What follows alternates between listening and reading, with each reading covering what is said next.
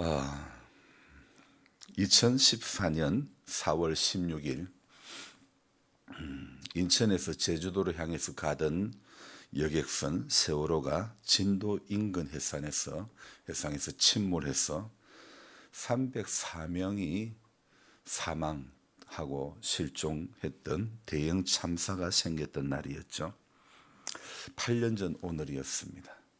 세월호 참사가 일어났는지 이제 8주기를 맞이하였지만은 여전히 무엇이 진실인지 규명 중에 있을 뿐이지 뭔가 확실하게 드러난 것은 사실 없습니다. 대개 이런 큰 사건은요, 정치적으로 해석되기 쉽기 때문에 진실은 은폐가 되고 진상 규명도 쉽게 밝혀지지 않는다는 것입니다. 안타까운 것은 탈출하지 못하고 대기하고 있으라는 말에 엄마 무서워요, 아빠 무서워요, 이렇게 SNS에 올린 학생들의 영상이 아직도 제 눈에 선합니다. 제가 이런데 세월호에서 가까스로 구출된 사람들은 어떨까 싶습니다. 세월호 참사 사건으로 슬픔을 당한 모든 유가족들에게 하늘의 위로가 있기를 소망하며 기도하는 오늘 새벽이었습니다. 또 4월 16일 하면 부산 동로에서 부족한 사람이 목사 안수를 받은 날이죠. 2001년 오늘 저는 그간 어려웠던 신학 공부 전 과정을 다 마치고 목사 안수를 받은 날입니다. 목사가 되는 것이 무엇인지도 잘 모르던 사람이 하나님의 은혜로 목사 안수를 받고 지금도 여전히 모르기는 매 한 가지지만은 목사로 자리매김을 하고 있음이 심히 부끄럽기도 합니다. 이렇게 4월 16일 하면 기억될 만한 큰 사건이 있는 날인데 공교롭게도 오늘 제가 새벽에 읽은 본문은 참으로 제가 성경을 읽으면서 그 본문을 대하기가 이렇게 심히 부끄럽게 여겨지는 본문이라는 겁니다. 그래서 제가 성경을 읽다가 참 읽기가 부끄럽고 참 대하기가 참 쉽지가 않은 본문이 목자, 사꾼, 거짓 목자, 선한 목자 막 이런 이야기 나오면 저는 참 그런 본문을 대하기가 너무 쉽지가 않더라 이겁니다. 그래서 여러 번 교회 앞에 제가 말씀을 드렸지요. 그래서 이런 단어들이 나오면 상당히 부끄럽습니다. 제가 충실히 감당하는 사람이었다면 덜 부끄러웠겠지만은 아직 저 스스로 생각하기에 나는 사꾼 목자에 더 가까운 사람이 아닐까 이렇게 생각되어집니다. 물론요, 여러분 작정을 하고 사꾼의 삶을 살아간다면 그것은 진짜 사꾼 목자가 확실히 맞는 것이고, 저처럼 작정은 하지 않았지만은 진짜 목자의 삶을 잘 살아내지 못하고 목사 안수 받은 지 20년이 지나오기까지 이제는요 매너리즘에 빠져 있으니 저는 어쩌면 대놓고 사꾼의 길을 걸어가는 사람보다도 어쩌면 더 못난 사람이 아닐까 이런 생각을 해보았습니다. 이게 제가 좀 어려운 단어를 썼는데 매너리즘이라고 하는 것은 항상 틀에 박힌 어떤 일정한 방식이나 태도를 취함으로 말미암아 신선함이나 독창성을 잃어버리는 것을, 그 상태를 바로 매너리즘이라는 겁니다. 그러니까 이 매너리즘이라는 말의 원래 탄생되는 것은 17세기에 미술학계에서 쓰던 그런 용어였던 것입니다. 그런데 그런 용어가 이제 미술 관련의 문헌에서 쓰여지던 용어가 이 매너리즘이라고 하는 이 말의 처음 시초였는데, 그러니까 원래는 하나의 어떤 예술 양식을 가리켰고 또 예술 비평을 할 때에도 언급되던 이 말이 이제는 대중적으로 쓰여지는 그런 말이 되어버렸던 것이죠. 그래서 현대인들, 우리 현대에 살아가는 사람들은요 매일 똑같은 일상이 반복되는, 다람쥐 쳇바퀴 돌아가는 그런 반복되는 일상을 이렇게 살아가다 보면 자기 자신도 모르게 매너리즘에 빠져버리는 거죠. 그래서 매너리즘에 빠져버린다. 그러니까 똑같은 일상을 반복하면서 신선함도 떨어지고 독창성도 떨어지고 오늘도 아이고 또 출근해야 되나 직장 생활하는 사람들은 그렇게 힘들게 또 똑같은 생각에 똑같은 일을 하면서 반복되어 있다 보니까 뭔가 좀 신선함이 없고 재미가 없고 그런 상태를 말하는 것이죠. 저는 그래서 똑같은 일을 하면서도 여러분 재미가 있고 흥미가 있으면 일에 능률이 있지만은 그러나 같은 일을 반복하면서 똑같은 일이 반복되다 보니까 흥미도 없고 또 능률도 떨어지면서 그런 상태를 매너리즘에 빠졌다 이렇게 말하는 거죠. 어쩌면 제가 꼭두새벽 묵상이라고 하는 저에게는 거대한 타이틀로 570번을 적어오면서 매번 일상 속에서의 은혜를 나누려고 시도했던 글이었지만은 어느덧 반복되는 글 쓰는 일에 신선도가 떨어지는 것은 아닌가, 항상 제가 조심스러운 부분이 바로 이런 부분이었습니다. 부족한 글을 쓰기 위해서 나의 새벽이 존재하는 것이 아닌 새벽에 부족한 사람을 만나주시는 주님을 오늘도 내가 써내려가야 하는데 어쩌면 이것이 주객이 전도되어질 때가 많이 있더라 이거예요. 새벽에 나를 만나주시는 주님을 적어가는 것이 목적이 되어야 되는데 어쩌면 글을 적기 위해서 나의 새벽이 존재하는 그런 이 거꾸로 되어버린 그런 모습이 아닐까. 이게 한참 지나다 보니 새벽 미명의 조용한 그 시간, 이 시간이 주님이 주인이 되어야 하는데 적는 글이 꼭두새벽 묵상이 주인이 되어버리는 듯한 그런 느낌이죠. 주님은 뒤로 한 채 글을 쓰는 것 자체가 목적이 되어버린 것만 같은 제 모습, 이런 것을 주제 파악하지 못한다 그렇게 말하는 것이죠. 소크라테스라고 하는 철학자가 너 자신을 알라 이런 말을 했는데 이게 경상도 버전으로 말한다면 네 꼬라지를 알라 이런 말이 되는 것인데요. 사실 좀 표현이 상스러워서 죄송하지만은 저는 목사 안수 받은 지 21년이 지난 오늘도 아직 내 꼬라지를 모르는 그런 참 부족한 사람, 그래서 아직도 내 꼬라지를 몰라서 헤매고 있는 그런 한 인생인 것 같습니다. 사람이 하나님을 믿는다면서도 주님께 기도한다면서도 여전히 나는 내 꼬라지를 모르고 있는, 내가 죄인 중에 개수라고 하는 내 자신의 현 상태를 모르고 있는 그런 때가 너무 많다는 것입니다. 내 꼬라지는 아직도 나는 부족한 사람 중에 하나라는 사실을 증명해 주는 참 정확한 단어 중에 하나라고 저는 이 말씀드리고 싶습니다. 철학적으로 고상한 말을 써가지고 자신을 미화하려고 하는 것이 아닌 더 센 경상도 말, 이 내 꼬라지라는 단어, 바로 자신을 향해서 유한 단어보다는 우리 자신을 향해서는요 강력한 단어를, 좀 더 철저한 단어를 써야 되지 않을까 그런 생각을 해봅니다. 어쩌면 그것이 맞지 않을까요? 오늘 여러분 다른 사람에 대해서는 유하고 부드러운 말로 판단하고 생각하고 대하고 이러면서도 우리 자신을 향해서는 너무나 철저하고 너무나 또 더 센 말을 하면서도 우리 자신은 바울이 그렇게 하는 것이 바로 나를 쳐서 복종케 하는 것이 아니냐 이 말씀입니다. 오늘 정말 제가 읽기가 참 부담스러운 이 에스겔 34장, 하나님께서는요 에스겔에게 너는 말하라. 그 대상이 누굽니까? 오늘 34장의 대상이 이 에스겔에게 인자야 너는 예언하라. 누구에게요? 2절 봅시다. 누구에게 예언하랍니까?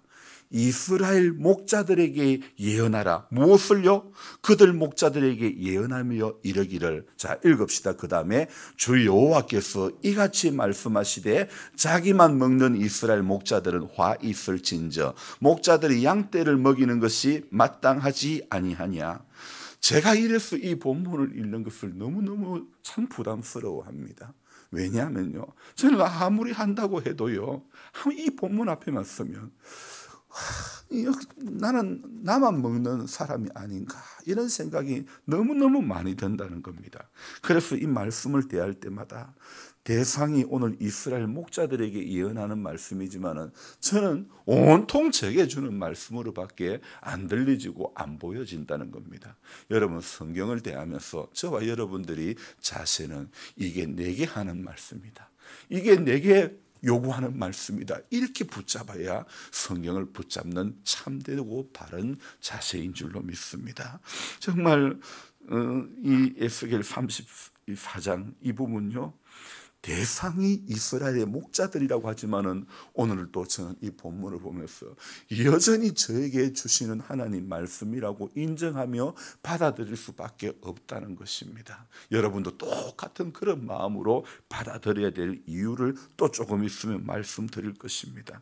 에스겔 33장에서는 서술된 이야기가 하나님의 백성을 향한 하나님의 진심, 하나님의 사랑이 서술되었다면요, 오늘 34장에서는 그렇게 사랑하시고 그렇게 관심 있는 하나님의 백성, 양떼를 잘못 인도하는 목자, 그 바로 사꾼, 거짓 선지자를 향한 하나님의 질책과 심판의 선포, 그리고 참 목자이신 예수 그리스도의 등장과 앞으로의 통치를 말씀하고 있는 것입니다.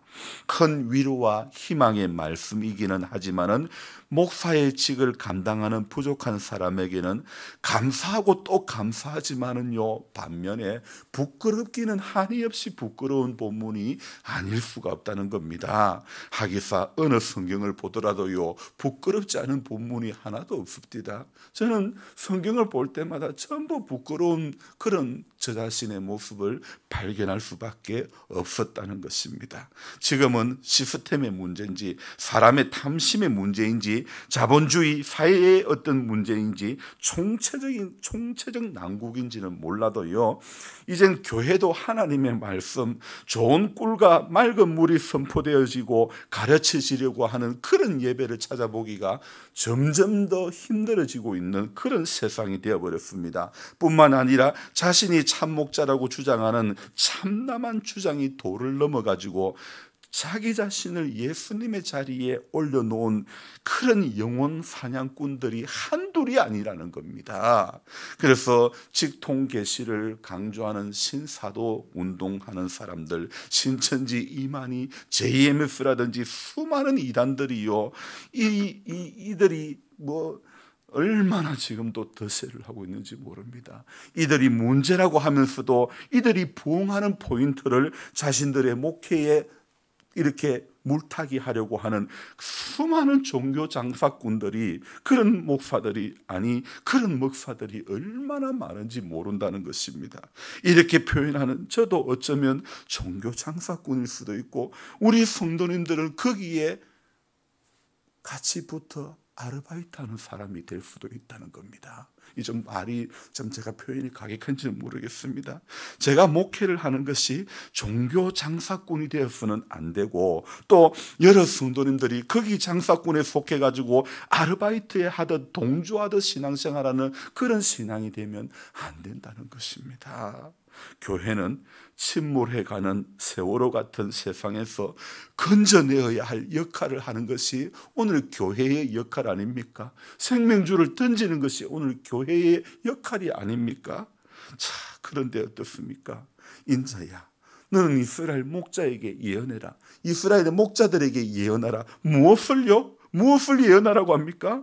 자기만 먹는 이스라엘 목자들은 화 있을진저 목자들이 양떼를 먹이는 것이 마땅하지 아니하냐. 하나님께서는 자기만 먹는 목자들에게 화를 내십니다. 당시의 목자들은 어떤 사람들이기 때문에 하나님께서 화를 내실까요? 34장에 나오는 목자는요, 당시 이스라엘의 통치자를 의미합니다. 오늘 목사, 목회자 이것을 지금 예를 제가 저는 목사니까 그렇게 받아들이고 있지만은, 그 당시에 이 목자라고 하는 것은 이스라엘을 다스리는 통치자를 의미하는데, 하나님을 대신하여 하나님의 양떼를 돌볼 책임이 있는 하나님의 대리 통치자를 목자다, 이렇게 이야기를 하는 것입니다. 또 동시에 예루살렘 멸망 전 왕정 시대의 통치자들과 바벨론 포로기의 지도자를 다 포함해서 말을 하고 있는 것입니다. 예루살렘 멸망하기 전 한 세기가량 어떤 일이 벌어졌는가 하면 몇몇 지도자들을 제외하고는요, 모두 영적으로 도덕적으로 전부 실패한 삶을 살고 말았다는 것입니다. 어쩌면 그 지도자들이 도덕적으로 실패한 삶을, 영적으로 실패한 삶을 살았기 때문에 나라가 완전히 멸망하고 바벨론으로 끌려가지는 않았는가요? 그런 거 아닐까요?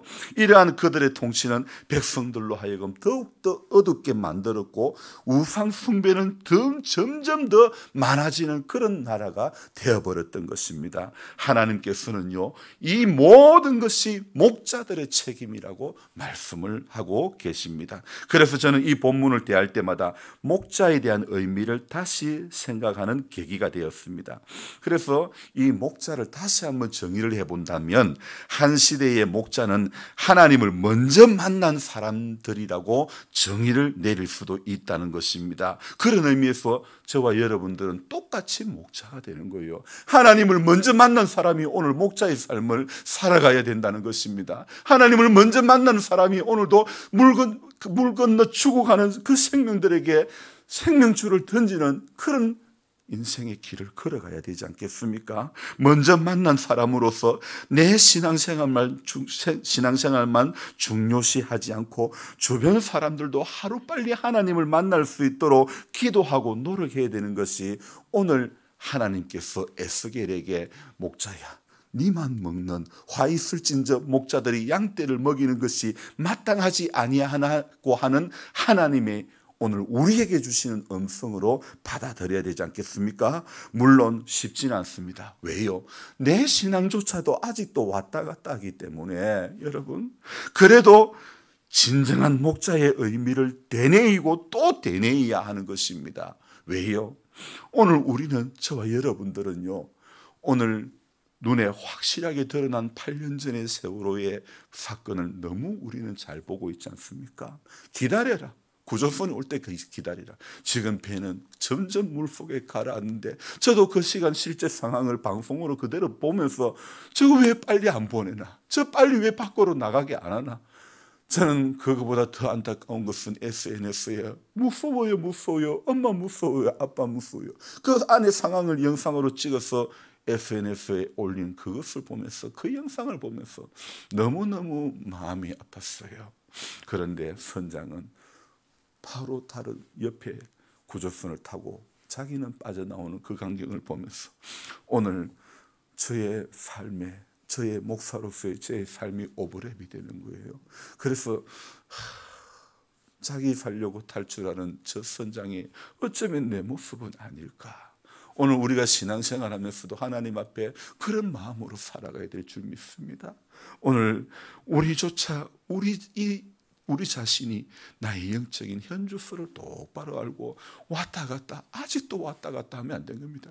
이제는 와가지고 쭉 한 길로 가야 되는 겁니다. 흔들리지 않고 상한 갈대와 같이 이리 흔들리고 저리 흔들리는 것이 아니라 주님이 보여주시는 것, 주님이 들려주시는 것 붙잡고 쭉 한 길로 가리라. 나는 가리라, 주의 길을 가리라, 주님 발자취 따라. 여러분, 주님 발자취 따라가야 되는 겁니다. 내 고집 따라, 내 경험 따라, 내 감정 따라가는 게 아닙니다. 신앙생활이 주님 발자취 따라가는 것입니다. 오늘 이 뜻깊은 날에요, 정말 우리가 다시 기억해야 됩니다. 자기만 먹는 사람이 되면 안 되는 것입니다. 자기만 배불리는 사람이 되면 안 되는 것입니다. 오늘 에스겔을 통해서 주시는 이 본문의 말씀이 먼저 믿은 우리 모두에게 해당되는 말씀이라고 저와 여러분들이 기억을 해야 되는 것입니다. 12절 말씀 한번 읽어보겠습니다. 목자가 양 가운데 있는 날에 양이 흩어졌으면 그 때를 찾는 것 같이 내가 내 양을 찾아서 흐리고 캄캄한 말에 그 흩어진 모든 곳에서 그것들을 건져낼지라. 아멘. 이게 무슨 말씀입니까? 오늘 우리가 오락가락 한다 하더라도 하나님께서 우리가 오락가락해서 우리가 제대로 일을 못해도 하나님은 내 양떼를 내가 친히 찾겠다고 말씀을 하시고 계시지 않겠습니까? 하시고 있는 것 아닙니까? 오늘요, 저와 여러분들, 우리는 왔다 갔다 하고 부족하지만 주님은 한결같이 찾고 또 찾는다. 집안에 있는 99마리의 양보다도 밖에 있는 한 마리의 양에 주님은 더 관심을 가지고 계시는 것이 바로 우리 주님의 마음이다. 여러분, 여기에 안주하면 99마리에 속해 있는 사람이 되면 안 되는 것입니다. 한 마리의 잃어버린 양에게 우리의 마음과 관심이 거기에 들여져야 될 줄로 믿습니다. 우리는 여기 들어왔으니 우리는 귀찮다, 우리는 안심한다. 여러분, 그러면 안 되는 겁니다. 우리는 귀찮다고 하는 그 순간에 우리는 침몰해 가는 겁니다. 우리는 괜찮다고 하는 그 순간 우리는 물속에 빠져들어가는 것입니다. 저와 여러분들이 오늘도 선줄로 생각하지 말고 우리는 아직도 영적으로 배가 고프다. 우리는 아직도 기도해야 된다. 우리는 아직도 하나님 앞에 나 더 가까이 가야 된다. 이런 마음으로 매번 주님 앞에 서야 될 줄로 믿습니다. 기도하겠습니다. 고마우신 하나님, 아무리 생각해봐도 우리는 하나님 앞에 잘하는 것보다는 잘 못하는 것이 더 많은 것 같습니다. 그러면서도 갈수록 점점 더 안주하는 신앙생활을 하고 있는 우리 모습이 아닙니까?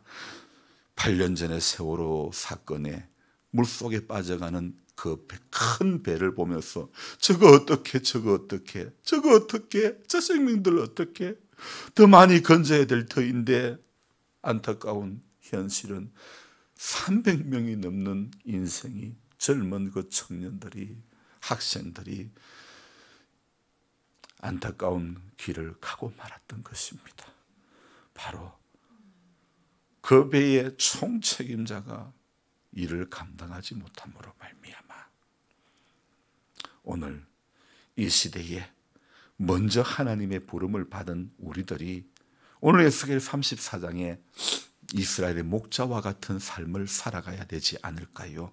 주님, 먼저 하나님을 만난 사람으로서 내 신앙생활만 중요시 하지 않게 하시고 주변 사람들이 하루빨리 하나님을 만날 수 있도록 기도하고 노력하고 거룩한 삶을 살아가는 우리들 되게 해 주옵소서. 예수 믿는 사람들은 고집이 너무 세. 예수 믿는 사람은 말들이 너무 많아. 예수 믿는 사람들은 하여튼 싫어. 우리의 빗대지 못한 모습 때문에 들려지는 이야기들 아닙니까? 주님, 한 절의 말씀 속에 내가 순종하지 못한 결과가 예수 믿는 것들은 이렇게 예수 안 믿는 사람으로부터 비하를 당하고 있는 것 아닙니까? 주님, 내가 오늘 한 절의 말씀에 순종할 때에 예수 믿는 사람이 정말 다르긴 하네, 이렇게 들려지는 것 아닐까요? 주님, 달라야 생명줄을 던지는 사람이 될 수 있습니다. 달라야 오늘 에스겔 34장에 자기만 먹는 그 사람이 안 될 수가 있는 것 아닙니까? 오늘 다른 길, 다른 삶을, 마음을 새롭게 함으로 변화를 받아 변화된 이 삶의 길을 걸어가는 우리 모두가 되게 하여 주옵소서. 옛사람의 성품을 따라 썩어져가는 구습을 쫓는 우리들 여전히 그 길을 걸어가지 않기를 원합니다. 십자가 앞에 오늘도 정과 욕심을 못 박은 자로서 살게 해주시고, 나는 무익한 종이다, 나는 죄인 중에 괴수다. 오늘 정말 내 모습이 어떤지, 내 꼬라지가 어떤지, 하나님 앞에 내 모습은 정말 어떤 차리매김인지, 임기에 참 한결같은 사람이 있더라, 그 사람이 나가 되어야 될 터인데 오늘 그러지 못하고 경건의 모양은 있으나 경건의 능력은 부인하는 자로서 우리 주님이 이 같은 자에게서 네가 돌아서라고 하는 그 부류의 사람이 우리가 아닌지요. 주님, 우리를 불쌍히 여겨주시고, 주님, 우리 영적인 주소를 똑바로 알게 해주시고, 주님이 원하시는, 주님이 주시는 그 마음에 오늘도 순종하며 나아가는 하루 되도록 도와주옵소서. 귀하신 예수님의 이름으로 감사하며 기도드리옵나이다. 아멘. 간절한 마음으로 주여 부르고 기도합니다. 주여, 주여, 주여.